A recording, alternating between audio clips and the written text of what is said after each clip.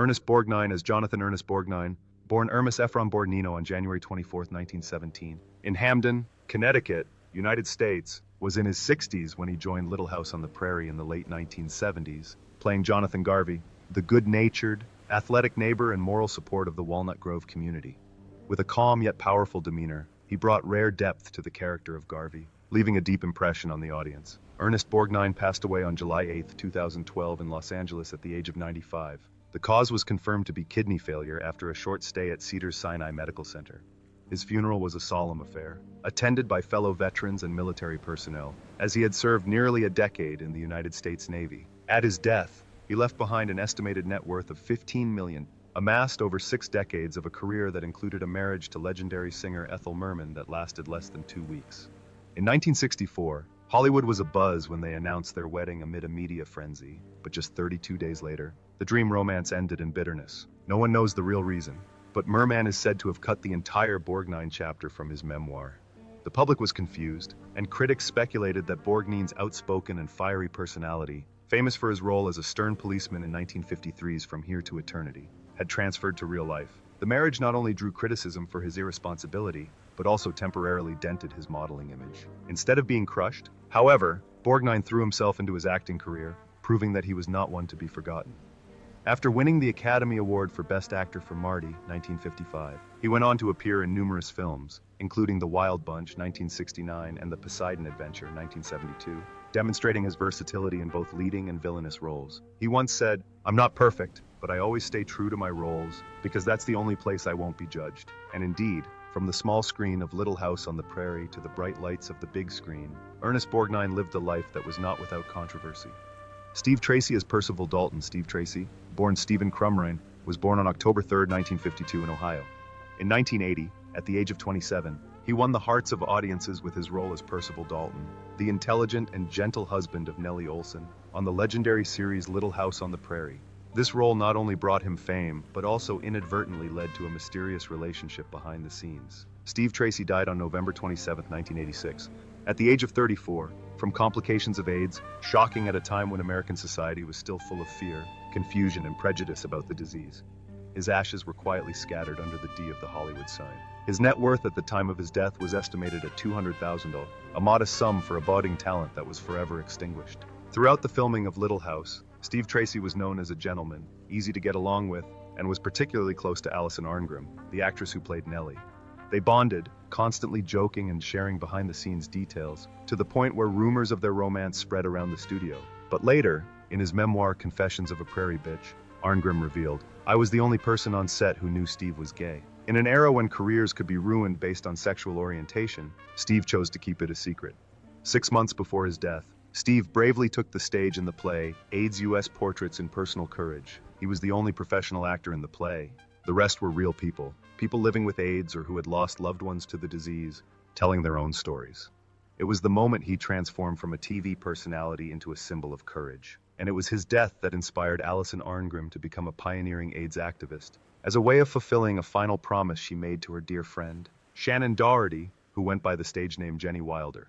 Victor French as Isaiah Edwards. Victor Edwin French was born on December 4, 1934, in California. In 1974, at the age of 40, he played Isaiah Edwards on Little House on the Prairie, a rough-hewn, hard-drinking man with a kind heart. With his signature straw hat, bushy beard, and natural acting style, Victor became the show's second spirit, joining Michael Landon in one of the most beautiful artistic friendships ever seen on American television. Victor French died on June 15, 1989 in Los Angeles, just 3 months after being diagnosed with lung cancer. He died at the age of 54, leaving behind 3 children and a beloved artistic legacy.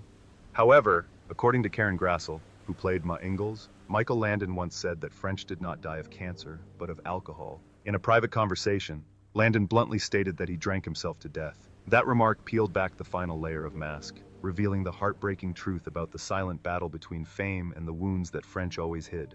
At the time of his death, his net worth was estimated at $2 million. What is less well known is that the role of Mr. Edwards, the role most closely associated with Victor French, almost didn't happen. NBC objected strongly when Michael Landon offered the role of French, claiming he wasn't handsome or famous enough for the network to want. But Landon insisted on keeping his friend, saying, "I don't need an actor's face, I need a sincere heart," and he was right.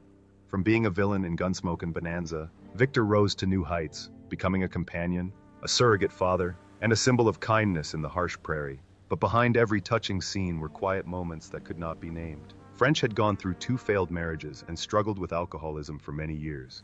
The pressure of being a great supporting actor, always in the shadow of others, weighed heavily on him. Despite appearing in countless films and TV series, French was often stereotyped as a rough-and-tumble but affectionate guy. It wasn't until he played Mark Gordon in Highway to Heaven that he truly smiled with satisfaction. "I'm working with the man I love," he said of Landon. And perhaps that friendship is actually the best part of Victor French's life.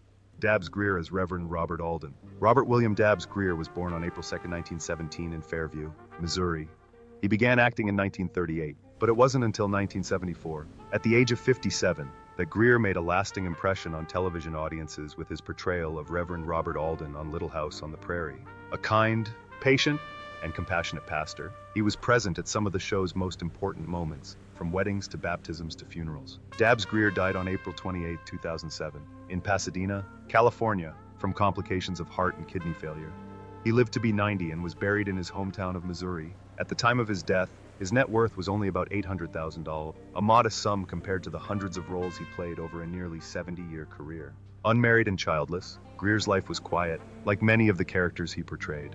But behind the gentle image of Pastor Alden was a simmering career shock that he never talked about until a brief interview with a local newspaper in the late 1990s. Greer admitted, "On a crew like Little House, I'm the only one who doesn't have a fixed shooting schedule. They only call when there's a wedding or a funeral."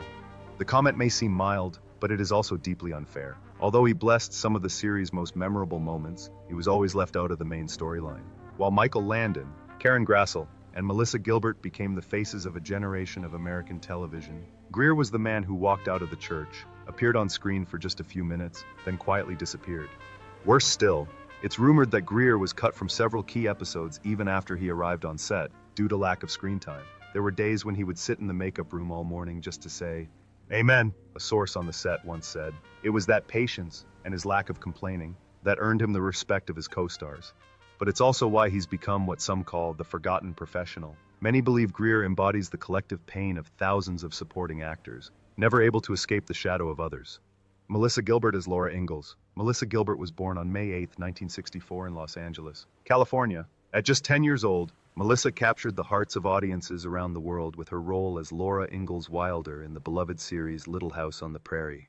The bright-eyed, curly-haired girl became a symbol of 1970s America, a pure rural dream where love and morality always prevailed. As of 2025, Melissa Gilbert is 61 years old and lives in a small house in the Catskill Mountains with her third husband, actor Timothy Busfield. Although she no longer appears regularly on television, she continues to write books and occasionally acts in plays. Her net worth is estimated at $500,000, a modest sum compared to her childhood glory, but there is darkness behind it. Melissa once admitted that the biggest shock of her life did not come from off-screen scenes. She shared that everyone expected her to be the perfect country girl forever. 2 failed marriages, a history of alcoholism, and a secret spinal injury had all pushed Melissa to the brink. There were times when she didn't recognize herself anymore, except for Laura Ingalls Wilder. But in the midst of the storm, Melissa found herself again. She played Jean Donovan in the 1983 film Choices of the Heart, a woman who sacrificed her life for Melissa's journey. Her encounter with Timothy Busfield turned her into a simple woman who would rather raise chickens in her backyard than hit the red carpet. Melissa Gilbert, more than anyone, knows how to write with both real pain and real happiness. Richard Bull as Nellie Oleson. Richard William Bull was born on June 26, 1924 in Zion, Illinois. In 1974, at the age of 49, he began playing Nellie Oleson, the calm, mild-mannered husband who tolerated his difficult wife Harriet, on the hit television series Little House on the Prairie. Although his character was not loud or flashy, he captured the hearts of audiences as a calm father in a chaotic world. Richard Bull died on the morning of February 3, 2014, in Calabasas, California, from complications of pneumonia at the age of 89. In his final days, he lived with his wife, actress Barbara Collentine, at the Motion Picture and Television Fund. At the time of his death, his net worth was estimated at $1.5 million, a modest figure but enough to reflect a stable career. Despite his quiet appearance, Little House was an unexpected turning point for Richard Bull. In a rare interview, he shared that the role of Nels was originally intended to be a small part in a few episodes. However, after a brief conversation with Michael Landon, the film's director and lead actor, he was offered a 7-year contract. Bull said he was shocked when he heard the news. Behind that placid face was a torrent of emotions. How could a stage actor, accustomed to playing supporting roles, sustain himself for so many years on a nationally renowned television series? But few people know that fame comes with a quiet pressure. Bull once confessed that playing Nels for so long, despite his popularity, sometimes made him feel trapped in a single mold. A private man who loved the stage more than the screen, he struggled to cope with the spotlight and the expectations of his fans. After Little House ended, Bull went on to work with Michael Landon on Highway to Heaven, a testament to their enduring professional friendship. However, he maintained a private lifestyle, staying away from Hollywood and choosing to spend his final years in a retirement home. And perhaps it is that simplicity that has become the most valuable legacy that Richard Bull left for the audience. Hersha Parody is Alice Garvey. Born Betty Sandhoff, an actress, Hersha Parody was born on May 25, 1945 in Berea, Ohio. She captured the hearts of television audiences with her role as Alice Garvey, the gentle wife and devoted mother on Little House on the Prairie, beginning in 1977 when she was 32 years old. The role became one of the most tragic symbols of the series, with the tragic and haunting ending leaving a deep impression on viewers for decades. Hersha Parody passed away on August 23, 2023 in Norfolk, Virginia, at the age of 78. The cause was confirmed to be a brain tumor, a condition that left her dependent on family care in her final years. Her son, Jonathan Peveril, shared that his mother deteriorated rapidly and died surrounded by loved ones. Although never an A-list celebrity, Hersha Parody's net worth at the time of her death was estimated at $200,000, largely due to royalties from her iconic television roles. But what makes Hersha Parody unforgettable is the controversial death of Alice Garvey on Little House on the Prairie. In a 1980 episode, her character died trying to save a child from a fire, a horrific scene that shocked millions. The death, many critics said, was cruel and unnecessary for such an iconic character. It was rumored that director Michael Landon deliberately pushed the script towards tragedy to increase ratings, although this deeply hurt Parody herself because the audience could not distinguish the character from the real person. After the episode, she received harassing calls and was blamed for doing something wrong, even though she was just doing her job as an actress. The tragedy almost pushed her out of the entertainment industry. Although she had previously appeared in Mannix, 1971, and had a cameo in The Waltons, 1976, she largely disappeared after Little House. On a rare occasion, she attended a fan meeting in 2005 but declined to be interviewed, only smiling as she signed autographs. Many believe that Parody carried lifelong emotional scars, unable to escape the shadow of Alice Garvey, a woman who burned into the hearts of audiences and the soul of the woman who played her. Kevin Hagen as Dr. Hiram Baker. Kevin Hagen was born on April 3, 1928 in Chicago, Illinois. In 1974, at the age of 46, he won the hearts of millions of viewers with his role as Dr. Hiram Baker on Little House on the Prairie, a quiet, dedicated local doctor who always put the lives of others before his own. His image, with his black leather bag, kind eyes and calm voice, became an iconic image of the healer on the harsh American frontier. Kevin Hagen died on July 9, 2005, in Grants Pass, Oregon, after a long battle with esophageal cancer at the age of 77. His net worth at the time of his death was estimated at $1 million, a modest figure, but one that reflected a quiet, artistic life free of scandal and ostentation. What the public did not know was that his diagnosis of esophageal cancer was not simply a disease, but the result of decades of suffering and depression. In a private letter to a close friend, released after his death, Hagen wrote that he believed his illness came not from his body, but from the pain in his soul. As an actor often relegated to supporting roles, he often felt forgotten, seen as a mere plot device rather than a central character. That long period of invisibility left him feeling lost, and at times, he even questioned his own worth in the art world. And the most controversial secret was his decision to refuse chemotherapy when he was diagnosed with the disease in 2004. In a rare interview before his death, Hagen shared that he was not afraid of death, but only of living with nothing left to give. While experts criticized this as a resignation, many fans saw it as the final act of self-control from a man who had spent his life listening and healing others, but no one ever asked who would heal him. He chose the quiet path, accepting a role behind the scenes, and then left forever. Katherine McGregor as Harriet Oleson. Katherine McGregor, whose real name is Dorley Dean McGregor, was born on January 12, 1925, in Glendale, California. She made American television history when she took on the role of Harriet Oleson on Little House on the Prairie in 1974, when she was 49 years old. The character of Harriet, a grumpy, mean-spirited salesgirl, not only brought laughter but also became a salty spice to a series full of love and morality. Katherine died on November 13, 2018, in Woodland Hills, Los Angeles, at the age of 93. At the time of her death, she left behind an estimated net worth of $2 million. Unlike many of her colleagues who continued to pursue the limelight, she retired from the screen after the show ended and spent the rest of her life in local theater. teaching acting to children, and practicing Hinduism. Notably, in 1984, when the cast reunited to film the final episode, she refused to appear, not because she was in India as rumored, but for a much deeper reason behind the scenes. Katherine suffered emotional damage from being surrounded by the macho atmosphere on the Little House set. According to Melissa Gilbert and McGregor herself, the head of the production, Michael Landon, would often make lewd sexual jokes right before filming. The stories about bee pollen, rejuvenation, and body shaming offended McGregor. As a veteran actress with formal theater training, she was not used to having her emotions interrupted by lame jokes. For McGregor, playing Harriet was not only funny, but also a deeply negative role, and she needed space to get into it. But amid the off-camera laughter, she began to feel lost. And then the real shock came. The affair scandal between Michael Landon and the young Cindy Clerico, then 18 years old. For McGregor, it was not only a betrayal of her personal morality, but also the collapse of her artistic ideals. She had been close to Landon's ex-wife Lynn, and had witnessed the full fallout from the affair. When Cindy, now Landon's new wife, was brought back onto the set as a makeup artist and wheeled the shiny Porsche into the parking lot, the family atmosphere of the crew was gone forever. McGregor no longer found the camaraderie or artistic respect she once cherished. And so, in silence, she stepped away from the spotlight, refused the final episode, and chose the path of spirituality, small theater, and inner peace to save herself from the price of fame. Karl Swenson as Lars Hansen. Karl Swenson was born on July 23, 1908, in Brooklyn, New York. He joined Little House on the Prairie in 1974, at the age of 66, as Lars Hansen, a Swedish carpenter and founder and first mayor of Walnut Grove. With his gentle face and deep voice, Swenson brought memorable depth to the character, becoming the moral and spiritual pillar of the entire community on the show. Karl Swenson died on October 8, 1978, in Torrington, Connecticut, at the age of 70, just days after filming his final scene in Little House. The cause of death was a sudden heart attack. His passing came as a shock to the entire cast and crew, especially since his character Lars Hansen had just finished filming, as if fate had dictated the script.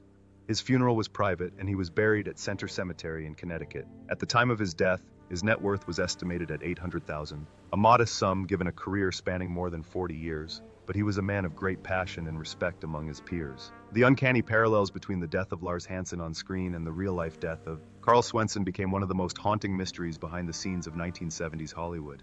Just days after filming the scene where Lars Hansen dies in Charles Ingalls' arms, Karl Swenson died without saying goodbye. People began to wonder if Swenson had become so absorbed in his role that he brought the character's fate into real life.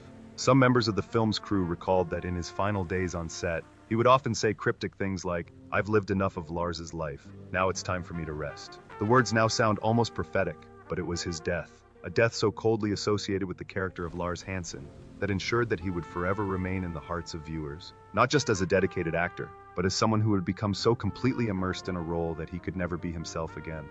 For those who believe in the so-called curse of an acting role, Karl Swenson's story is the most heartbreaking proof. Michael Landon as Charles Ingalls. Michael Landon was born on October 31, 1936 in New York. He became an American television icon when he took on the role of Charles Ingalls on Little House on the Prairie in 1974, when he was 38 years old. As a kind and caring father figure on screen, Landon won the hearts of millions and became America's TV dad for nearly a decade. However, his life ended in tragedy on July 1, 1991, when Michael Landon died at the age of 54 from pancreatic cancer. The disease had been diagnosed just months earlier during a ski vacation, sending shockwaves through Hollywood. Landon died at his Malibu home with his new wife by his side. At the time of his death, his net worth was estimated at $40 million. Behind Charles Ingalls' gentle smile was a controversial and layered private life. In the early 1980s, when Little House was at its peak, Landon was embroiled in a tumultuous divorce from his second wife, Lynn. Actress Karen Grassle, who played his wife on the show, revealed that Landon would often make lewd comments and brag about his revived sex life on set. At first, it was just awkward pranks and makeup, but then a secret was revealed. Landon was having an affair with 18-year-old Cindy Clerico, a stunt double for child actress Melissa Francis. The entire crew was exhausted. The fatherly image began to crack, but that was just the tip of the iceberg. Close acquaintances say Lynn, the devoted wife who once threw a Christmas party while her husband played cards in the office, followed a lead and caught Landon secretly dating his mistress.